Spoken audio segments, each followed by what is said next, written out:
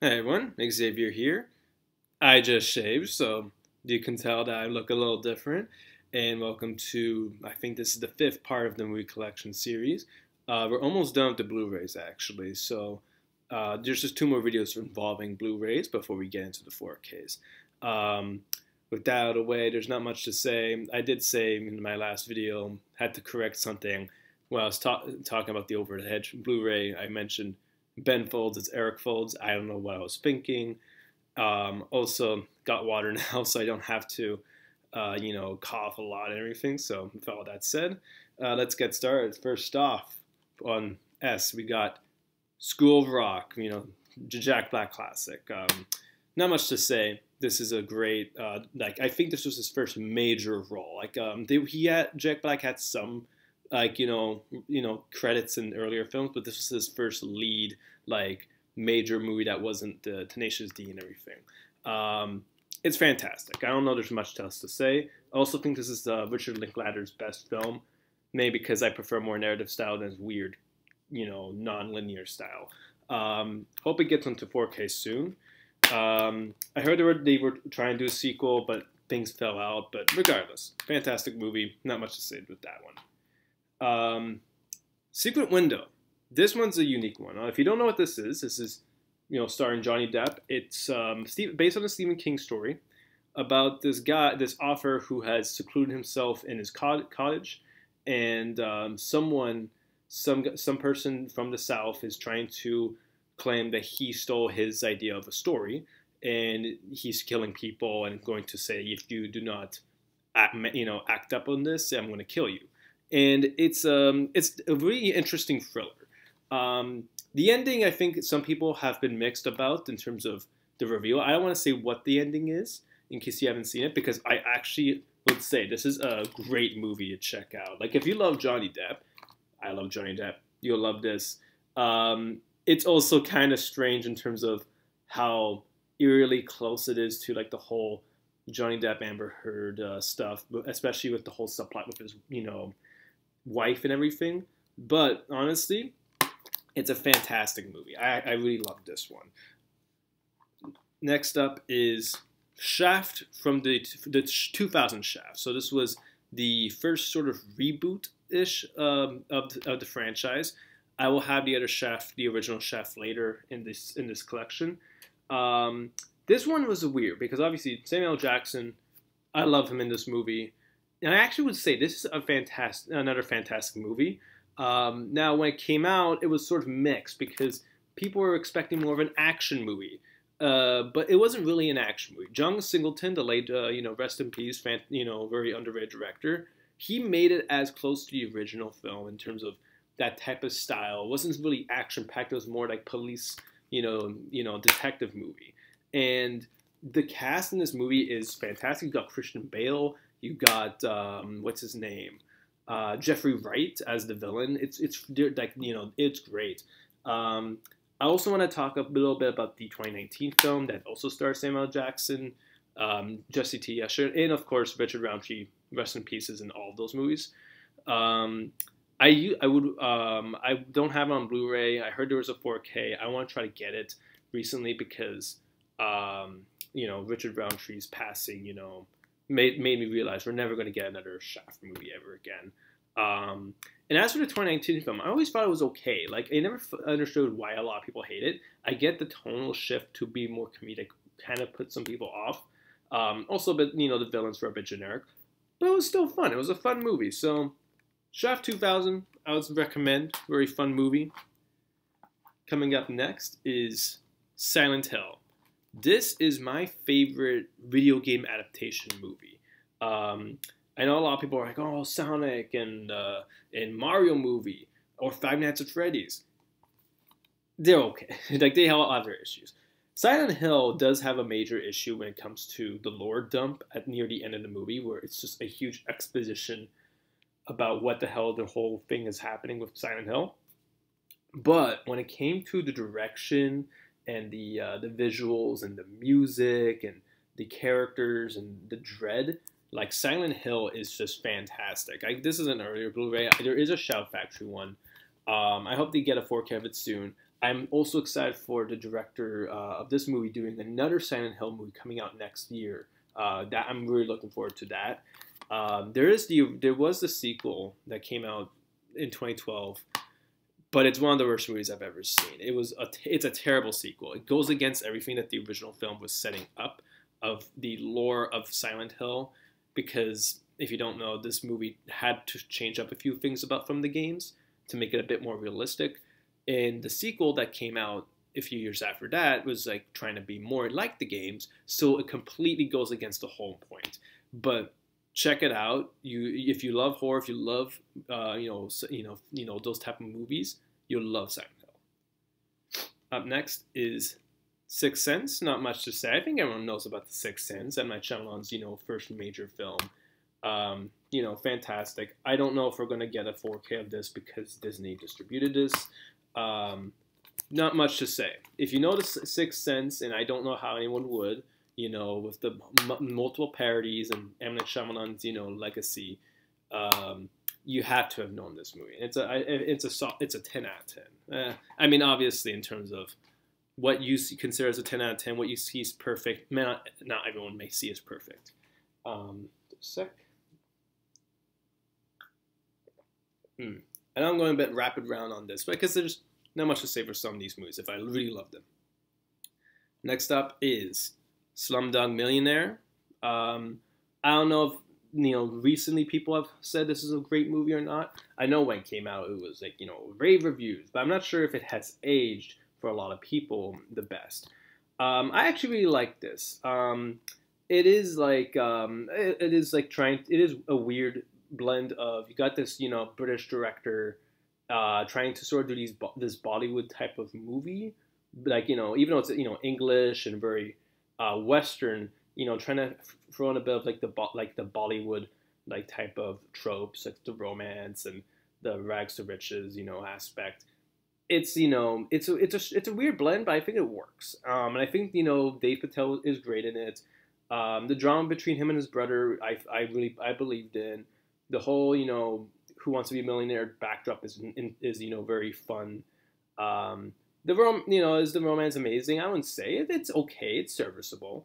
It's just a really solid movie. I would say like it's worth checking out. Also, there's a digital copy disc. If you remember those, wow, let it go way back. I don't know if they're going to do a 4K of this because the rights are weird. You have Warner Bros. And 20th Century Fox, which is now owned by Disney. So I'm not sure if they're going to do another edition of this movie anytime soon. All right, next up, just a second. Spawn. This is a very infamous movie made for the effects. Obviously, if you know the character Spawn, R-rated. I know Todd McFarlane's trying to do a reboot with Blumhouse to make it more accurate. Honestly, it's not as bad, I think, as people say it is. Yes, the effects are not good. At least the CGI effects. The practical effects are actually great. Like they got the guys from Evil Dead and Walking Dead to do the makeup. It looks great. The CGI, of course, isn't great. It is also very odd film in terms of how it's made. Like it was an early director who hasn't really directed much ever since.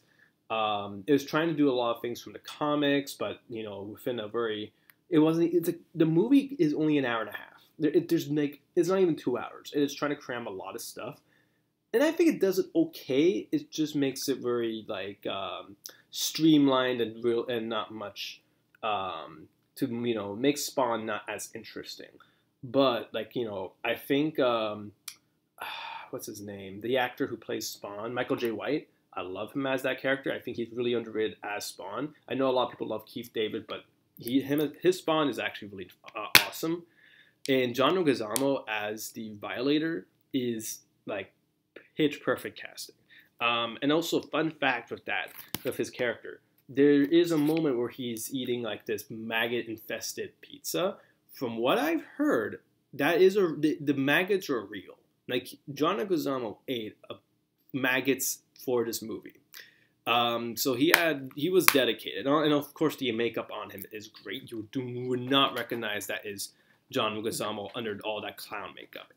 That's the thing. It's such a mixed movie because there's so many good elements, but also some very awkward elements. But yeah, that's Spawn. Honestly, I would say if you like comic book films, obviously, going and knowing that the effects aren't the best, but it's worth watching. Just a second, get some more water. Next up, the SpongeBob movie, Sponge on the Run. In the next video, you'll see I'll have the other SpongeBob movies. Now this one is, considered the worst by everyone, mainly due to the fact that it is there is the Camp Coral tie-in. I will admit the Camp Coral tie-in is pretty weird. I don't know why they did it. This was an interesting film because when it came out, it mainly came out on streaming for the U.S., but in Canada, it came out in theaters during the pandemic. It was one of the earlier films to release back into theaters, and it also gave Canadian critics and content creators an advantage for reviewing the movie a year before it would ever come out. And so it was interesting. It was a very interesting situation back in 2020. As for what I think about the film, I would say for all the SpongeBob films are about on the same level of decent. I know the whole Camp Crow thing, and some of the weird diversions, like the whole Snoop Dogg cameo is weird. But I like the animation is very nice. I like the weird, it was not weird, but in terms of they were doing a 2.5 type of design of it's 3D, but they move more in a 2D space. So the humor is still fun. There's some nice jokes. There's some interesting dynamics. It's you love SpongeBob. You're gonna you'll love this movie. I know Phantom Strider really defends this movie. Granted, he's a huge SpongeBob fan, but yeah, I think it's an okay movie. It's an okay SpongeBob movie. I think all the SpongeBob movies are okay. They all have their issues, as I'll go into. Obviously, with this, it is the Camp Curl stuff and some of the weird humor, but also that's also part of the charm. Keanu Reeves as the tumbleweed. That's funny. I don't know what to tell you. But yeah, in general, it's an okay movie. Sorry about that. Next up, Spy. I love this movie. I think people need to watch this movie more. It's Paul Feig's and Melissa McCarthy's best movie, in my opinion. I mean, in terms of acting, Melissa McCarthy, that would be Can You Ever Forgive Me, the dramatic movie. But when it comes to just pure comedy, raunchy comedy, Spy is a fantastic movie because it is both a R-rated raunchy comedy with violence and swearing and sex, but also an actual spy movie. And there's some decent action. And that's what always makes me fun to watch. It's if it was both, it was, let's say, more comedy and less spy stuff, or more spy stuff, less comedy, I think it would have had a weird identity. But it was perfectly blended. It is not say Austin Powers, where it's very much leaned towards the comedy. It is perfect plateau of it's realistic enough, tonal wise, but so you can believe it as a straightforward spy adventure. But the humor really helps out, and the actors are great. Melissa McCarthy, Jason Statham, I don't know the actress of her friend, the 50 Cent cameo. It's a fantastic movie. I think Paul Feig has been very, he got a lot of hate over Ghostbusters, and I understand, but also he's a very good director for when he does his forte, which is R-rated comedy. Coming up next, Tarzan. I love the soundtrack, obviously. Phil Collins, You'll Be in My Heart, Son of Man. I didn't want to try to sing it because, honestly, I don't want to butcher his fantastic songs he did for this movie. I know a lot of people are like, Phil Collins in this movie, does not work, or I don't like Phil Collins as an artist. But Phil Collins, no, you guys are wrong. Phil Collins is great. He's a fantastic artist. As for the movie itself, it's one of my favorites from Disney. The animation, fantastic. The tone is, it's typical Disney, but it's also on the mature side. It gets a bit edgy in areas. The main Tarzan himself is great. The love story between him and the now I'm forgetting her name is fun. The Yeah, like it's action. There's comedy. It's like for me that's the perfect Disney movie. I remember watching this a lot when I was a kid, more than like Bambi and stuff. But like because this is a fantastic movie, and I think it's really much helped by the animation and the score. Like if it wasn't for them, I think it would the movie would have still been okay. But yeah, no, this and Hunchback, which I still need to get a Blu-ray of that. The only issue with that one is that if you get a Blu-ray, you also get Hunchback of Notre Dame too. Also, they're not exactly as cheap as I would have liked.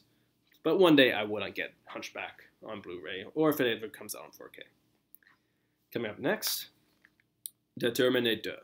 I'm waiting for a 4K of this. I heard there's a rumor that James Cameron is going through some of his older films and getting it on 4K.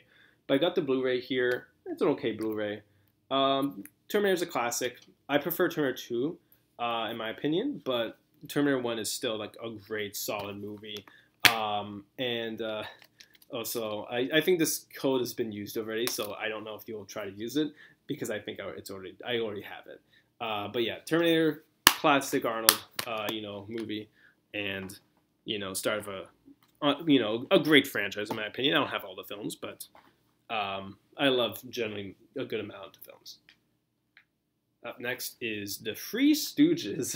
If you don't know this movie, I mean, this was directed by the Farrelly brothers, so the people who did Dumb and Dumber, and one of the brothers who did Green Book. Obviously, this is a modern re-envision of the Three Stooges, and it's been infamous for the whole Jersey Shore plotline. However, I will say the whole Jersey Shore stuff, yeah, it's weird. It makes this movie much more dated than it is. But I do like how they kind of make fun of them and, beat them up and everything. That was fun. The actors that they got for the Stooges are also just well cast. Like, these are they didn't get big names. It was supposed to have big names. But but development changed, and they got these perfect actors to be Moe, Larry, and Curly. And yes, the modern setting is a bit weird, but the comedy and the dynamics, it does sort of fit. It's an okay movie. Like, it is not like amazing. It definitely has issues, but I don't think it's just garbage. It has qualities to it. So yeah, like I personally think it was a decent movie. Just a second.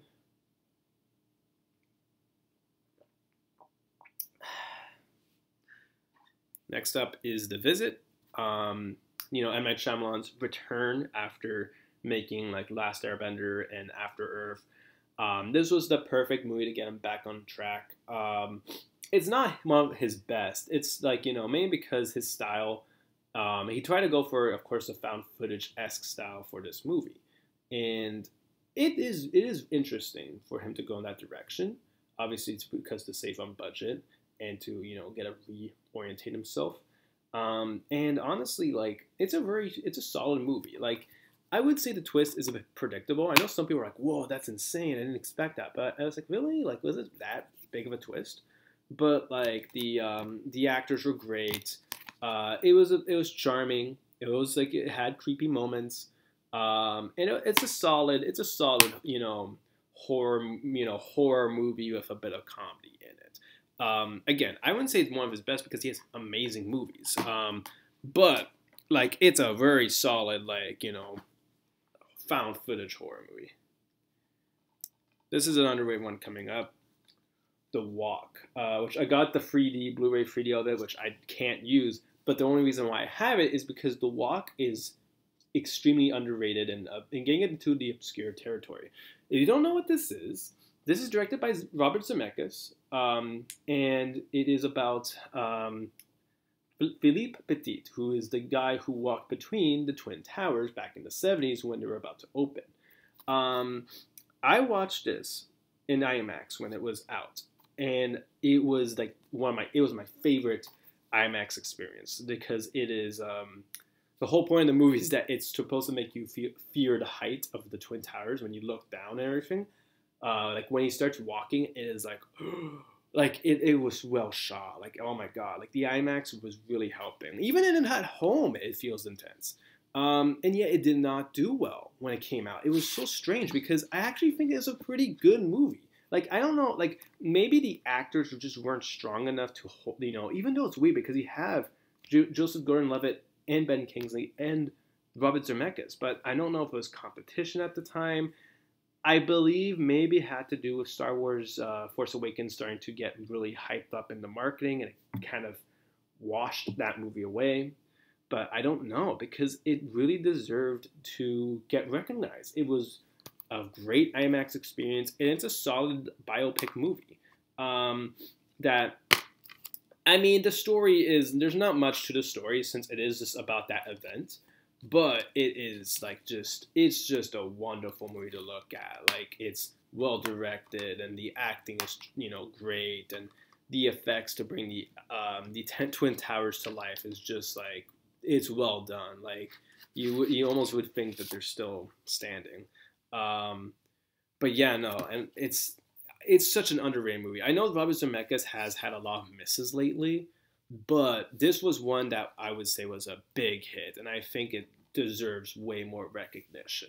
And it's a shame that I think we're never gonna hear like anyone talk about that one, because like it deserved. Like, I think they should do a re-release of that movie, because like that was like I said, that was my favorite IMAX experience, like, of all time, because it made me feel very like I was about to fall off the Twin Towers.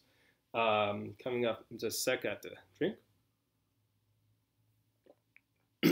Up next is Where to Invade Next, the Michael Moore documentary. Like obviously I think Fahrenheit 9/11 is my favorite of his documentaries. Then Balding with Columbine, and this is like his third best. It's funny and it's very interesting of going over what other countries have over America in terms of benefits and vacation and lunchroom, like school lunches being actually good, and legalized drugs and everything like that, and like the prison system. My only issue is that it was very European centric, which I understand, because Europe is definitely a bit, you want to explore how a modern country running things, compared to the U.S. But it is kind of weird that it was only European focused, with only one exception in like Tunisia in Africa. But it's like there was nothing else, and I understand. Maybe because of budget, I think it was cheaper for Michael Moore to go in Europe, all over the place, instead of saying, okay, I'll go to Europe, then South America, then Africa, then Australia, then like Japan. I don't know. I get why, but overall, it's very interesting. There's some certain countries are a bit more interesting to watch in terms of the issues, because sometimes he repeats himself in terms of workers are given more advantages in Europe compared to the Americas. Like, okay, I get that. Like, we heard about it in Italy. We don't have to hear about it in Germany. But like the section in France with the lunchrooms, and the was it Lithuania with the English university, and I think it was Sweden that was with the prison system. These were fascinating to watch, and it's a very eye-opening experience, especially for those living in the U.S. And Canada, we have a little bit more benefits, particularly with the healthcare, which I think he should have done a section in Canada with the healthcare. But I think that's the thing, is a lot of countries have healthcare benefits compared to the U.S. So yeah, we're almost done. Actually, we just got a few more movies left. Next up is At Willy's Wonderland, starring Nicolas Cage. Obviously, if you knew about this movie, it was like a Five Nights at Freddy's ripoff that came out a few years before the actual movie, starring Nicolas Cage, who was silent throughout the entire thing. If I'm being honest, I actually think this movie's better than the actual Five Nights at Freddy's movie, mainly because, for one, it's just more fun. Nicolas Cage just killing all the animatronics. Yes, my issue with this movie is that aside from the Nicolas Cage thing, the rest of the movie is generic. But the teenage characters suck. The horror setup is a bit strange in terms of, oh, the police in the town couldn't kill these things, well, one guy can with his fists. That's weird.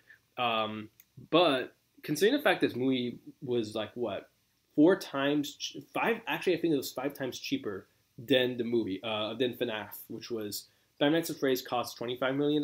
This cost $5 million to make, and honestly, they probably made a better movie.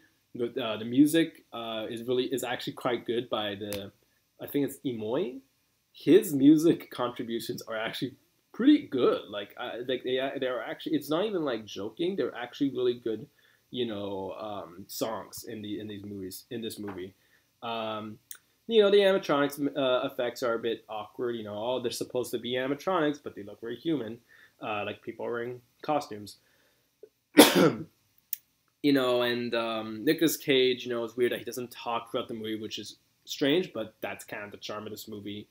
And it is a bit repetitive, but I think honestly, horror movies, even though this is not really much of horror movie, it's more horror comedy, they are meant to be repetitive. I think that's why a lot of people love the Five Nights at Freddy's movies, even though it's a very repetitive movie. That's why I didn't like it, because it's the pizzeria stuff is cool.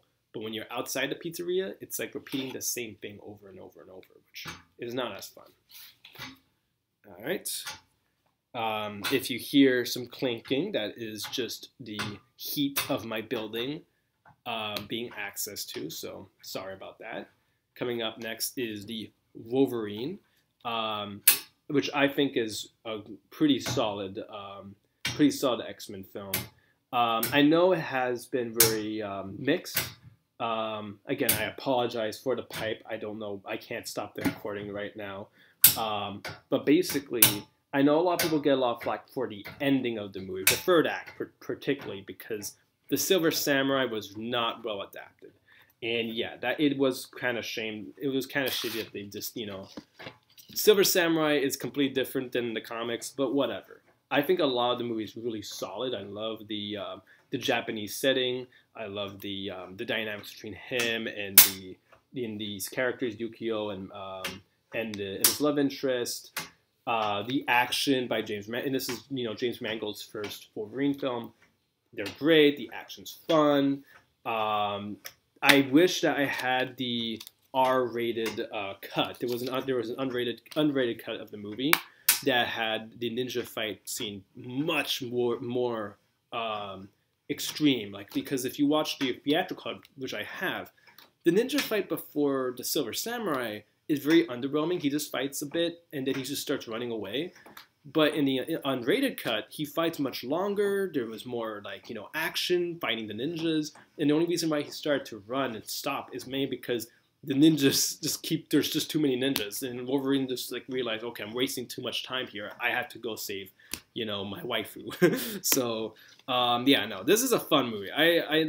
The third act has its issues. But I personally love the setting and the tone of the Wolverine. It was the blueprint for Logan, which we'll get into much later in the series. And last, but certainly not least, is the best one for last. The best. I know I talk about. Actually, no, I'm not gonna make a joke because honestly, I think this is better than Catwoman, even if it's bad. X-Men Origins Wolverine.